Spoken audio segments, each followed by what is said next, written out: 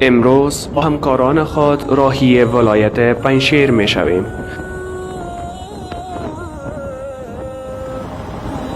در رأی که وضعیت بدامنیتی و نبردهای نیروهای نظامی حکومت و جبهه مقاومت سرخط نخست اخبار رسانه‌های جمعی و اجتماعی شده. در شبکه‌های اجتماعی به نقل از سخنگوی جبهه مقاومت اخبار مبنی بر سقوط ولسوالی در رأی این ولایت دست به دست می شود. بعض از سیاسیون خارج از کشور در این زمینه از جامعه جهانی خواستند تا گزارش‌های بدرفتاری، شکنجه و قتل‌های صحرایی را تحقیق کنند. این که واقعیت پیدا و پنهان در این ولایت چیست، وضعیت حاکم چگونه است و چه بر سر مردم آمده، از کابل راهی پنجشیر شدیم. اکنون ساعت 8:30 صبح است. به ولایت پنجشیر رسیدیم.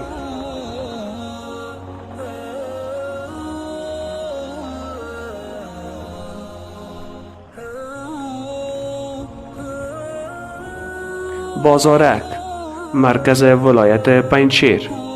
اینجا قماندانی امنیه ولایت است. قماندان امنیه آن بر تأمین امنیت و حاکمیت سرتاسری امارت اسلامی در این ولایت تأکید دارد.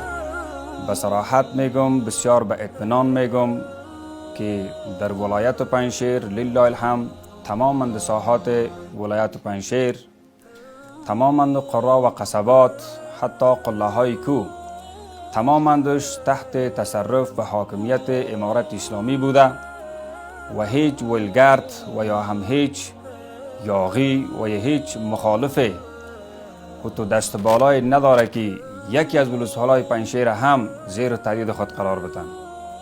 چه قسمی که دیگر ولایت ها تحت حاکمیت کامل امارت اسلامی قرار داره و ولایت پنجشیر هم لله الحمد در تمام ساحاتش مجاهدین امارت اسلامی مستقر است و تمام در خدمت ملت مردم پنجشیر است و مردم پنجشیر هم لله الحمد به اهداف مرادی که داشتن که سابقا البته جهاد کردن در زمان روز که هدفشان اعلای کلمت الله بوده و الحال هم لله الحمد خوشحال و خرسند هستند که با عموم مرام و مقصدی که جهاد کرده بودند و فعلا او مرام و مقصد خودشان را در زیر پرچم امارت اسلامی که لا اله الا الله محمد رسول الله است میبینن و در همه عرصه ها و در همه کارهایی که مربوط به دولت می شود الحمدلله مردم پنجشیر همکار است و همکاری جدی با همراه ما دارند. بعد از طی فرسنگ ها از مرکز به ولسوالی دره آمده ایم. در اینجا اما دره عبدالله خیل،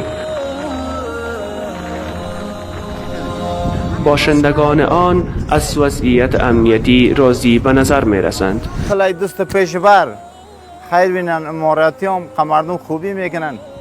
ما دیروز به این طرف یکی آرامیست، دیگه هیچ گپ نیست، مردم گیر کاربار از ما در این ولایت هستیم، هیچ گپی نیست. بعضی فیسبوک های غلط هم میپرتن اوست دیگه او گپا جایی هم نمیگیره. انشالله رویه و رفتار مجاهدین با مردم پنجشیر خوب است. رفتار خوب میکنن مجاهدین، با مردم غیره کاری ندارن و با دکاندار کاری ندارن، رفتار خوب میکنن با مردم. در پهلوی زیبایی های طبیعت چیز دیگر هم به این زیبایی می افزاید و آن خنده بر لبان کودکان است. کدام منطقه؟ نام جای چیست؟